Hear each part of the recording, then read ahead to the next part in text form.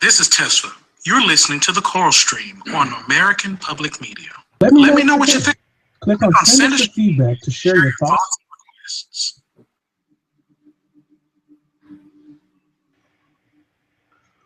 Whoa, what's up, y'all? Can y'all hear me? Yeah. I'm clear. I'm being pretty loud because I know it's about 2:48 a.m. right now in Ireland, right? Yeah. Woo, how tired are you right now?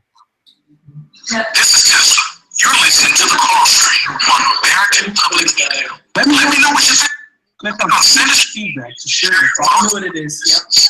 I just shut this stream Yeah, let's off. go ahead and stop the stream after you There dropped we the go. mic after that performance. I don't think we need to hear any more stream right now. And we're happy now. Yes, here we are, Tesla. Hey. We're alive. And I suppose that's quite good, considering the fact we were in China yesterday, and it's now, what time is it, 8 a.m.? About 9 a.m. 9 a.m. 9 a.m. in the morning. So it's good. Miriam, how much sleep came back? 20 minutes. 20 minutes. All right. Tell me, why were you in China? I mean, how many days did you spend in China? What was that about? We toured China every year and a bit, and we had the wonderful opportunity to perform at some of the most extraordinary classical halls, and we actually couldn't resist it, even though it was the middle of the summer holiday. So China is warm at the best of times, and we are Irish. A few people melted on the way, but we feel that it was worth it because the performances were good. Awesome. And how long did you spend again in China? How long were we there? 2 weeks. 2 weeks. 13 days. 13 days of fun-filled choral singing. Woo! Did you pack the house every night? We did. We had 2,000 people at the last concert, which was quite extraordinary in the National Center for Performing Arts in Beijing. And Wow. we were incredibly proud because it's a huge venue. And Anúna are, I suppose, misrepresented sometimes as something akin to, we'd say, one of these Celtic performing groups. But there aren't many Celtic performing groups can sing without amplification to 2,000 people, which the 13 of us did. So we're very proud of the fact that we're capable of filling a standard theatrical venue, but also a standard concert hall. And this case, one of the most famous concert halls in the world. So you mentioned that you had 13 singers. Is that the normal amount of singers that you have in the group at all times? Well, let somebody else answer that. There's a pool of us, about maybe 15 to 20 singers, but we're not always based in Ireland. So there's various people from different parts of the world, but there's always about 12 or 13 of us on stage. 6 men, sometimes 7 men, and 6 women. So it's a pretty tight group, but it can fluctuate as to who that actually is. Okay, and just to repeat that, just so make sure our listeners got that. You said sometimes there's 6 men or 7 men. Yeah, it just depends. To be honest, it just depends on the venues that we're visiting and the repertoire that Michael wants to program. Sometimes there are more split parts in the basses and the tenor parts, and other times we just wish to have more female singers on. So we have that variety of repertoire that we can make those choices. All right, for those of you that are just joining us, you are here live with Anúna, and Anúna is in Ireland right now. They just got off of their 2-week tour in China, and they tore the house down just like you heard on their core debut on our choral stream, which was phenomenal. We're going to talk about that and talk about a lot more. You're listening to yourclassical.org's choral stream and Classical Minnesota Public Radio, and we're great. We're just excited to have you and have our friends join us with this nice casual conversation with Anúna, all the way from Ireland at 2:53 a.m. So I saw a few pictures of Michael taking a nap. Did anybody else get a chance to take a nap?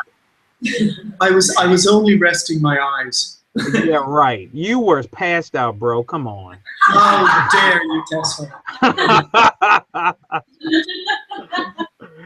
Yes, we're slightly paralytic with exhaustion, just a little. But I have to say, Lucy has no excuse because she wasn't in China. That's why she looks so fresh-faced there at the back, yes. Now, and I think when one is in their late 30s, like I am, it can be quite wearing when the younger ones, you know, they've all that energy. Look at Donald, look at that. Look at that. All right, as you're pointing to these people, why don't you introduce everybody around the table? Well, over here is Regina, and Regina is one of our sopranos, and this is Rebecca, who's a soprano, and then we have Lucy, who's a soprano, and then we have Miriam, who's a soprano, and then we have Zachary, who isn't a soprano, and then we have Donald, who's, I think he's a hipster, actually. And then I sing tenor. We usually have 2 tenors in on it, just 2. All the rest are normally basses. We normally travel with 2 second basses, and sometimes, as we were in China, we had 3 second basses. And we find that actually we don't have any altos in the group. The only alto we had in the group was actually singing the last track, the solo on the last track you heard, Bill Fillaroon, Ava McMahon, and she has just actually gone on to sing with a Celtic Woman as one of their soloists last week.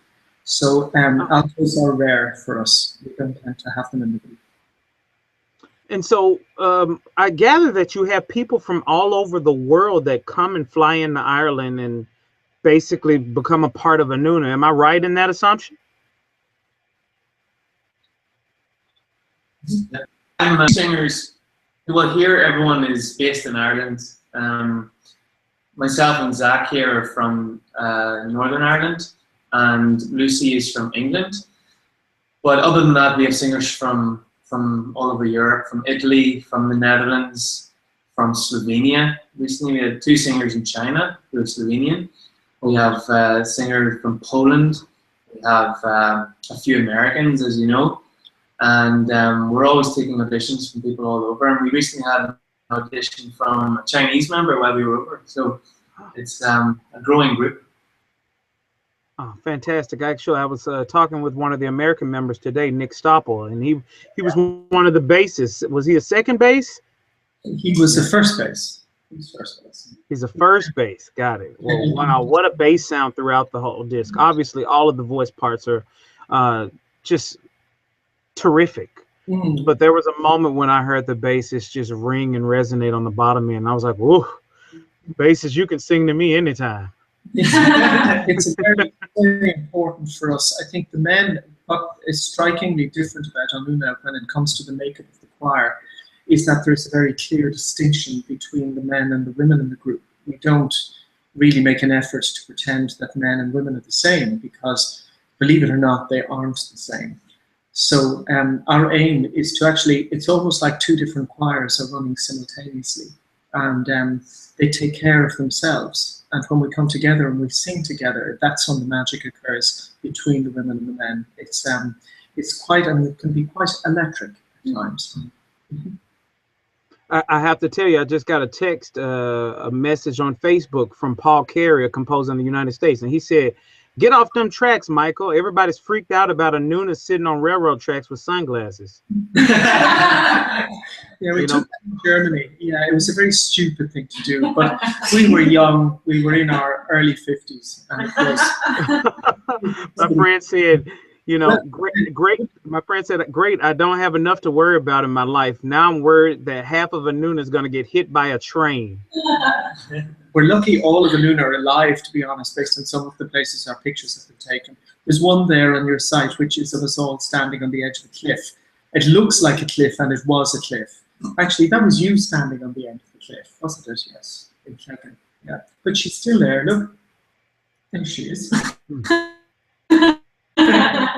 So we have this question. Actually, Nick Stoppel provided us with this question. He said, "What is touring with the group like?"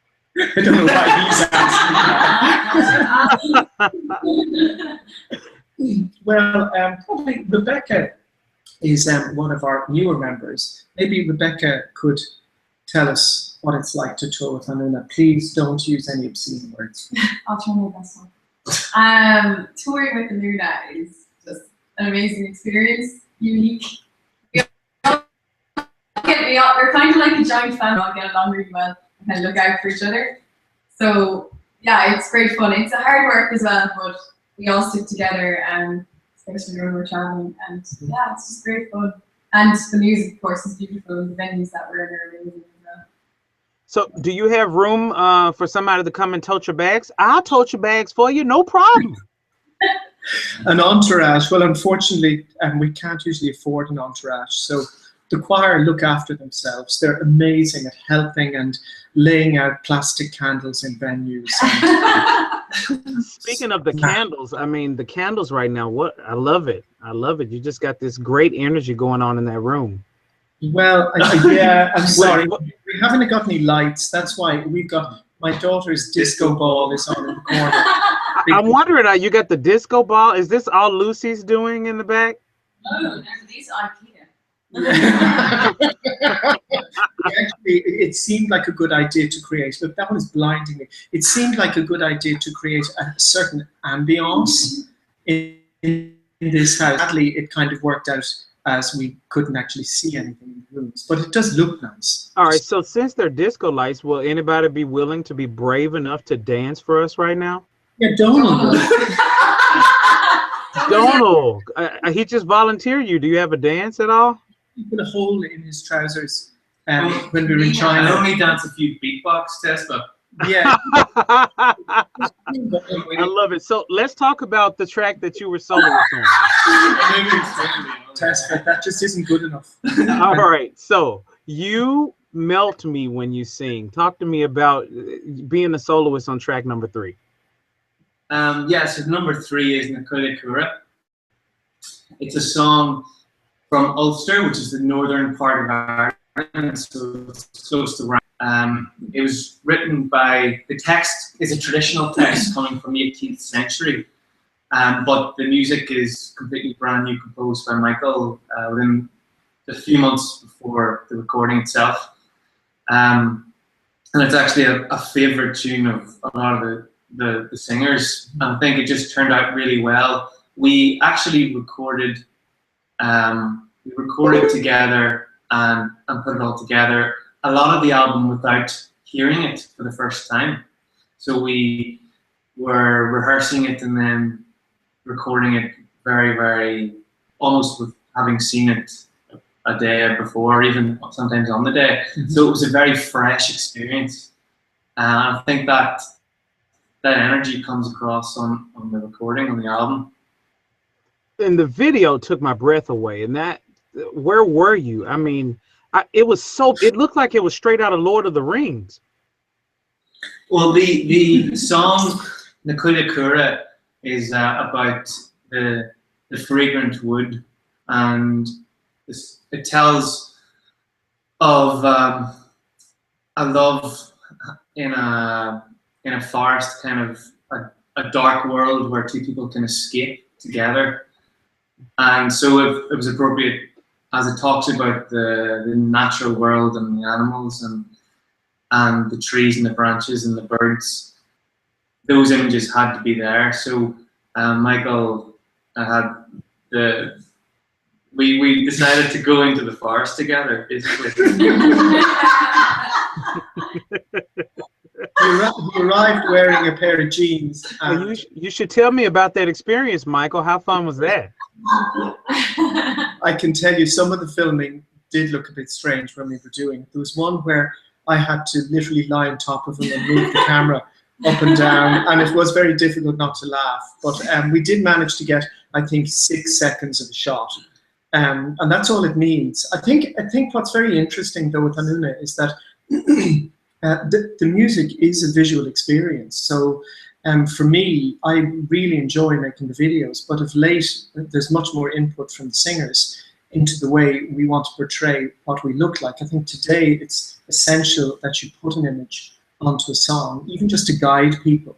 But I think Anúna's music is very visual anyway, without any image. So as I'm looking at the questions that are rolling in, I do want to share a comment before I get to a question. Tanya Dixon online said, "Oh my God, you missed an outstanding, breathtaking moment with the magic that is Anúna and the shining gift that is Michael McGlynn. Loved it. Must have this recording." So kudos to you on that. Well, thank you very much. Yeah. You got a lot of people that are really excited about this CD, and that brings me to the next question. When are y'all coming back to the United States for a tour? So, Regina, when are we coming back to the United States? Hopefully June, July, or August, because I'm a teacher and I'm on holidays then. Are we talking about June, July, August of next year? We don't know. It'll be 2017, I'd say. We don't, strangely enough, our biggest audience is in America, but we haven't been to America since 2007. I think much of the reason is being that in the last 3 years, Anúna has undergone a complete change, a complete renaissance. And it's been very important for us to go back to find the things which made Anúna very special. Sometimes when something is as old as Anúna, because it was founded in 1987, you just need to press the reboot switch, like an old computer, you know what I mean? So you press the reboot and either it dies and you throw it into the bin, or you have to go off and buy a new computer. Isn't that right? Does that analogy mean anything? I thought that was quite good. Just got a bit lost because it's 3 o'clock in the morning. It is 3:04 a.m. And for those people just joining us, you are live here with Anúna and Classical Minnesota Public Radio's Choral Stream Live Google Hangout. We just heard their amazing new CD Revelation on our 24/7 Choral Stream. Hopefully you get a chance to purchase this album or listen to them sporadically on our Choral Stream whenever they're on. And we're here with 6 members of Anúna and the founding, let me count, 1, 2, 3, 4, 5, 6, and the founding artistic director and primary composer of the new CD, Michael McGlynn. Now, just to make sure I heard you right, you said this group was founded in 1987. Yes, Miriam and I are founder members. Miriam is here, yes. Wow. That's why I'm saying Fantastic. The longevity of the group, that speaks to the quality of music that you're making. Well, I think that what makes Anúna very unusual is that it has developed a stream of singers that have passed through it over the years. So, Zach, how old are you? You're about 12. Is it 12 or 13? 22. 22. So 22, 21, really, when we get younger singers in, they energize it completely.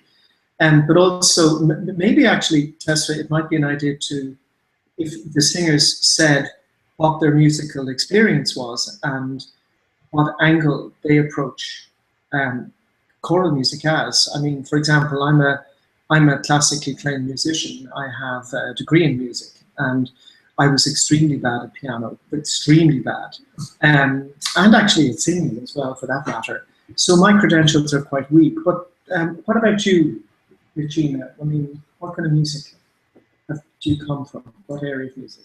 Well, I wasn't involved in the choir until I went to university, but I went to study music and maths. I'm currently a high school teacher. So all the musical experiences I have now contribute, I hope, to my teaching, and hopefully I'll pass them on to my students. That's me. How about you, Rebecca? Well, I didn't start singing in choir until 2 years ago when I joined the Irish Youth Choir. And I did that for 2 years, and then I joined the Anúna. I sing in a castle during medieval banquets. That's kind of my job as well. So I entertain many of your fellow country folk when they come to Ireland, because Ireland is a huge tourist destination. I live in the west coast of Ireland. So. What about you? I come from the English choral tradition. I grew up in England. I studied music in college in London. But my first singing experience was in my father's church choir. And I just saw the choir singing when I was about 6 in church one day and said, that's absolutely what I want to do. I want to sing in a choir. I never wanted to be a soloist, I just wanted to sing in a choir. So when I moved to Northern Ireland, I heard him for the first time, and I thought, that doesn't sound like a choir to me. It sounds like a group of individuals who love singing music together, and particularly the music that's composed and written. And I thought I would love to be part of that. And I think that's what makes Anúna just a little bit different from a regular choir. It's the difference of repertoire. We sing virtually the same repertoire over the last few years. Michael has added pieces each year, but there's the core repertoire is the same because it's a different experience every time you do the same thing, and it's that experience of singing with the group that are working on their own individual singing, but to use the same chords, which is to communicate the music, and that makes it a really unique experience by singing.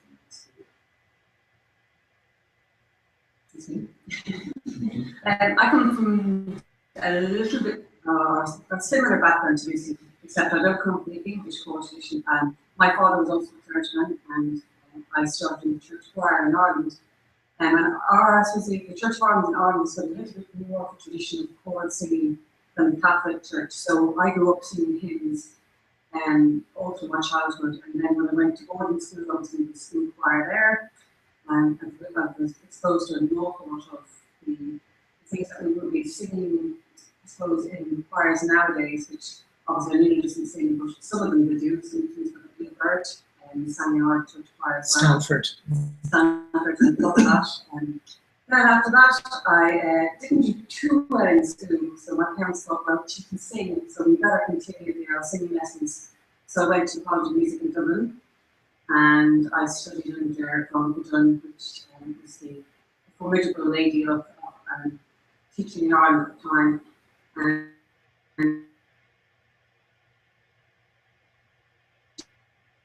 she sent me forward for audition by the studio, who invited me to join Anúna. And that's how I became a fan of Anúna. I've been there ever since. So that's me. What about you, Zach? Well, my first love would be rock and pop music, and I didn't come to choral music until high school, about 14 or 15 years old. But then I discovered choral music, and from there, classical music from singing in a choir, and which made me want to study music at university. And also, I recently graduated a few months ago from Cardiff University in Wales, where I studied music, and here I am. So, I grew up singing in choirs from a young age, from primary school, elementary school level, and singing in English and Irish language. A lot of folk music and traditional music was popular in my area, but as well as that choral music. And through my school choir, I heard the music of, I sang the music of Anúna, Michael McGlynn's compositions for the first time. But I studied law at university, and then I went on to study a master's in human rights law. And I was working in the UN in Geneva, in Switzerland, until last year. But all the while I've been singing. So at the minute I'm doing more music, but trying to sort of bring together a few of my interests. So I'm still trying to find my way, but I love Anúna, and I have loved Anúna's music for a long time. All right. So what during those answers we had some connection issues. So if you're okay with this, I would love to have all of the singers that participated in this recording, if you could maybe get this organized to give us just like a brief snippet, a written snippet, and we could turn that into a feature so people can hear about everybody's experience, just to make sure we can provide that information to our listeners. Is that cool? Yeah, we'll do that. Oh, fantastic, fantastic. I have a question here for you. It's a guy named, I believe it's Knights Rudell. Nates is in, he's in the Basque in Spain. He's one of. He said, Michael, where do you get an inspiration for all of your work? Where do I get my inspiration? I only have one aim in my work, and that is, it may sound a bit strange, but it's purely to communicate meaning and text in general. Very rarely will I write an instrumental work, and very rarely again will I set a text that I'm not smitten with. So for me, the most important thing of all is the text. And I write texts myself. In fact, one of the songs on the new album, One Last Song, is my text. And I have written, I think, Aron Naguiha as well, The Song of the Wind. Sometimes I'm not a composer who's interested in following a plot. I'd much rather get my instrument, which is Anúna, to awaken a response in the audience. It's a very rare thing to have a composer who is also in charge of an ensemble. So I'm in a unique position to put my stories over, to tell stories. And I think the most exciting thing for me is when a work is very old, when a text is old, because not only am I transmitting the meaning of the text, but we're traveling back in time and we become involved in the intent of the original writer. In fact, it's almost like time travel. And with that comes a huge responsibility. We need to tell their stories because they no longer have a voice which maybe is understood as well as it would have been, say, 500 years ago. So I have to use my skills to tell their tales and tell their stories. And that album, this album, Revelation, is a series of texts which, over the course of the record, reveal themselves into something different. They awaken something in the listener, at least I hope they do. Particularly the title track, Revelation itself, which is an extraordinary text about the four archangels holding back the great wind. And it's for me, I get excited reading them, and that turns into sound. So let's go back to this CD that we just heard. From top to bottom, I even sent a tweet out about this.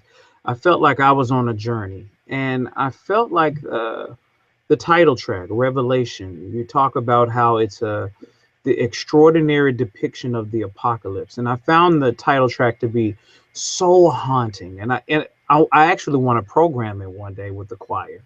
Could you talk about that title track? It was the most significant track on the disc. It was 6 minutes and 21 seconds, so it was definitely the longest track. So could you talk about the way you composed that? And singers, could you talk about what that track meant to you? Maybe one of the singers can chime in on that one. Okay, well, I mean, I'll begin it by saying one of our bassists, Sam Kreidenweiss, he was talking to me about it recently, and because he's a professional singer in Boston, and I think his connection to it was that he'd never done anything where the piece was literally laid out on the floor in the recording session and created as a work live. What you hear is a series of fragments which we turned into a song. But I think also the album is very much informed by the death of my father earlier this year. And while Revelation is a very significant track on it, it's each song ties into it in some way. This idea of things moving far greater than we. But the process of recording it and shaping it was a thrill for all of us. Maybe one of the singers who was there can recount what we did. Well, it was very, as Noel said, it was a very interesting process. How unique when recording Revolution. Could you start that answer again for me, Zach? Yeah. Yeah, and get I was gonna say get closer to the mic. Mm-hmm. So how we recorded Revelation was quite a unique experience. The piece, Michael was writing the piece as we were recording it. So we were recording different sections of the piece, and the singers didn't know which parts of the song we were recording, whether be it the middle, the end, or the start. Only Michael knew, and we had to.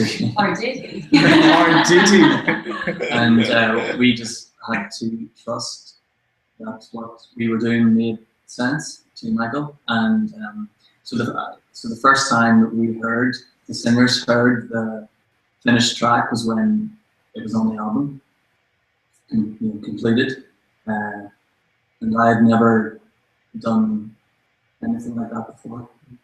I think it's important to say the composer being on site at the time of recording this piece, whilst music might not have been evident in its written form for us mere mortal singers to sing, that piece had been in mind about that text before I played this text. So that piece has been formulated in Michael's head for, I'd say, a number of years, and this was just the right moment for the composer to put it down on paper and to record it. This was his time, and I think that that's one of the unique things about a director of a choral group being the writer of the music. It's one of the really cool things about singing the group. You know, I found the opening soprano intervals to be so haunting. I mean, they're large intervals. I mean, that's not an easy opening line for the sopranos at all. And I felt like you nailed it, just like every part of the CD. I even spoke about the dissonance, the high dissonance, and the extreme tessitura demands. And you made it seem easy.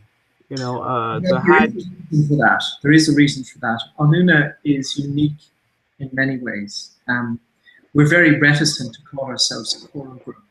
Most of our rehearsals involve talking.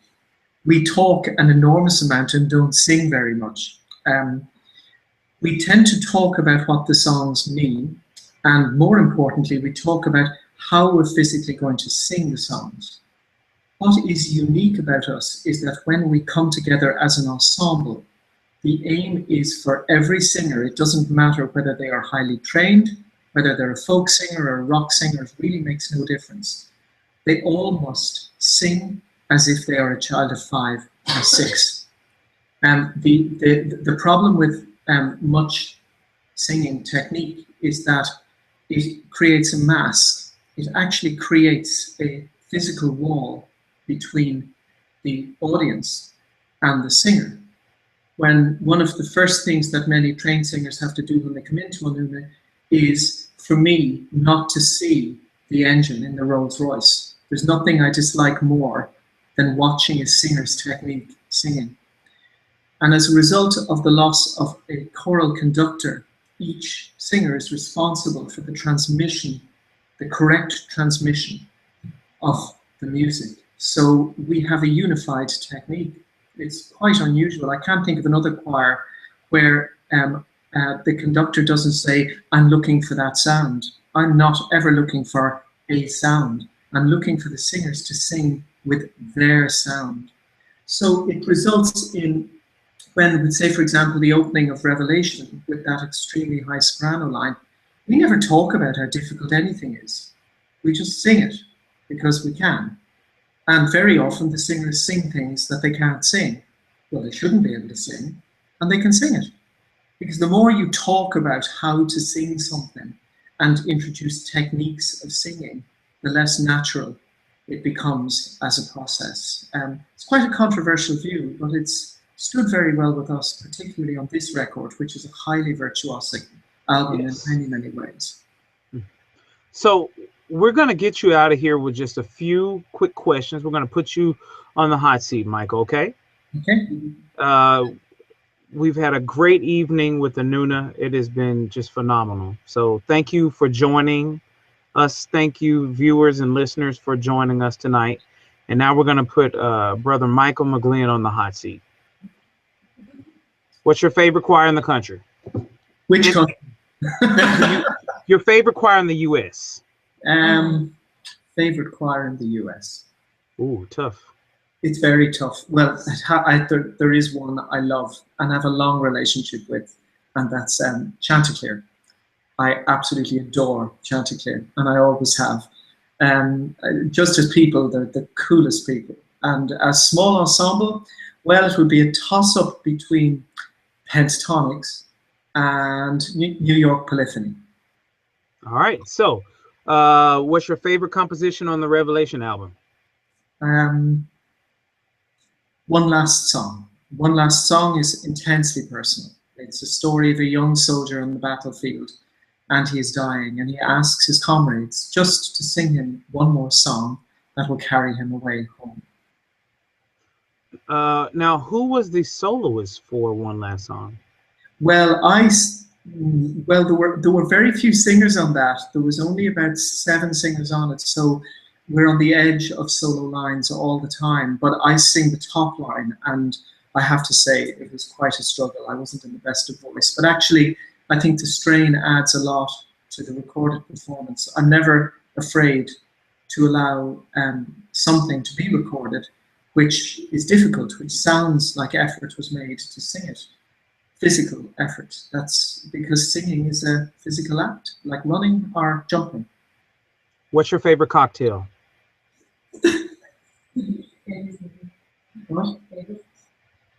Well, actually, it's a standard martini. What's a standard martini? Vodka martini with a little twist of lemon, and I would favor high-grade Russian vodkas, but I don't actually drink cocktails very much because they make me unconscious. And last question, what is your favorite thing to do other than make music with these incredible musicians behind you? You know the answer to that one already. I'm a dedicated all-year sea swimmer, but unlike many people that swim in the sea, I usually, but not always, wear a pair of swimming togs only. And the winter here is quite cold, I have to say. What do you So you swim during the winter? Oh yeah, I swim, and we were recently up in Iceland. I'm not sure what we were doing there, but much of the attraction revolved around swimming in Akranes, near the extraordinary lighthouse there. We sang there, but we also went swimming. They went swimming too. And they're still here. It was 9 degrees, which is, how much is that in Fahrenheit? About minus 28 or something. I never know. All that thing's meters, feet. It's all rubbish. Well, thank you again for providing this fantastic album, Revelation. If you didn't get a chance to hear it, you can buy it. Is it available on iTunes right now? It's available everywhere. It's available on the moon, from what I can see, every time I go along. But actually, to be honest, for us, we're not too concerned about selling copies. We're more concerned about people having a listen. So if people are interested, it's on Spotify and it costs nothing. So enjoy it. I remember I'm the composer. I only want it listened to. I'm not concerned otherwise. But if people want to spend an enormous amount of money buying multiple copies for gifts, it makes fantastic Christmas presents and birthday presents. And you heard it first here, the choral debut of Anúna's Revelation on the Choral Stream. Thank you for joining us and have a great night. Thank you very much. All right.